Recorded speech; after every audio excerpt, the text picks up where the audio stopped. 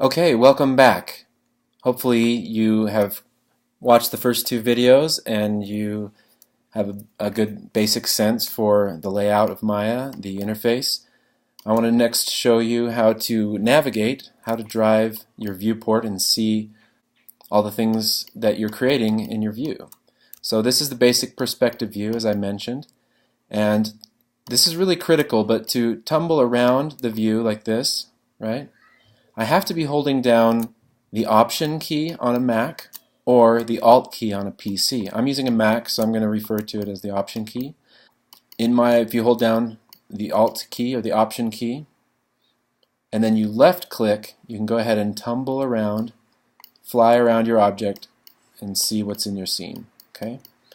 So anytime you want to manipulate your view and not manipulate geometry, click that Option key, and then your geometry will be safe and your view will change. Okay? So how do I pan around? That's the middle mouse button. Left click is to tumble. Middle click is to pan. And to zoom in and out, I want to use the right click, all while I'm holding down the Option button. So Option right click drag zooms in and out.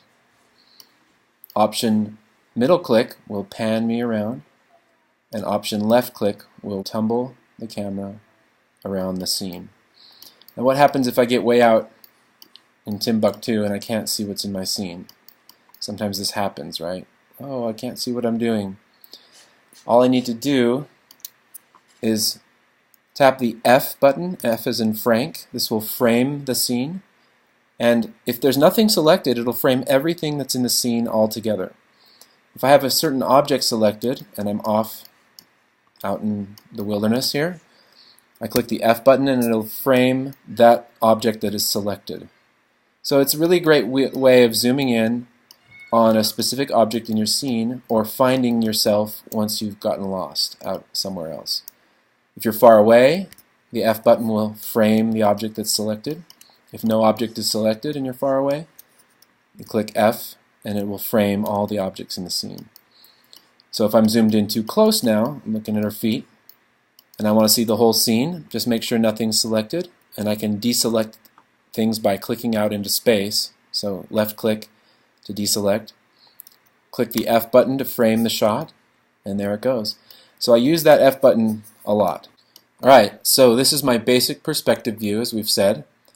I have my layout presets over here, so I can go to my panel layout to see 4 views, 4 up: top view, front view, and side view, and perspective view. If I tap the space bar, it will zoom into any one of these 4 windows that I am hovering over. Whichever one my cursor is over, if I just quickly tap the space bar and let go, I'll zoom into that view. Now I can hold down Alt to pan around. It won't let me tumble because this is restricted front view, so I can't move around as I would in perspective space. But I can pan with the middle mouse button, and I can zoom with the right mouse button. I have those functionalities. So if I want to get out of that view and back to my 4 up, I can click this button, or I can tap the space bar one time, and it'll take me back to the 4 up view, assuming that's the view that I'm using. If I want to go to the side view, I just hover over this view and tap the space bar, and here I am on the side view.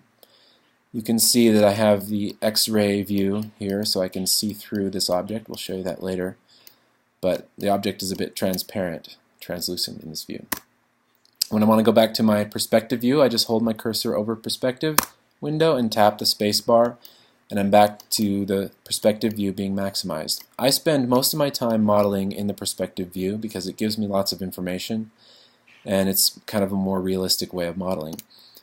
I use these other views when I want to do specific things to specific areas of the model. If I want to scale just this hand, for example, I can select just the hand and scale it up, scale it down, do crazy stuff with it, right? Squash it. I don't want to do that, but I'm just showing you for example.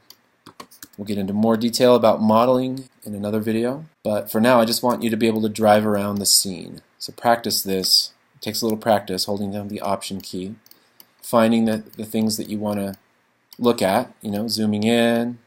Let's check out the hair. What do those textures look like? the eyes. So these views are called orthographic views. You have one view or one direction that you're seeing them. That's opposed to the perspective view, where you have perspective distortion as those lines converge in space. You can see them going off to a vanishing point.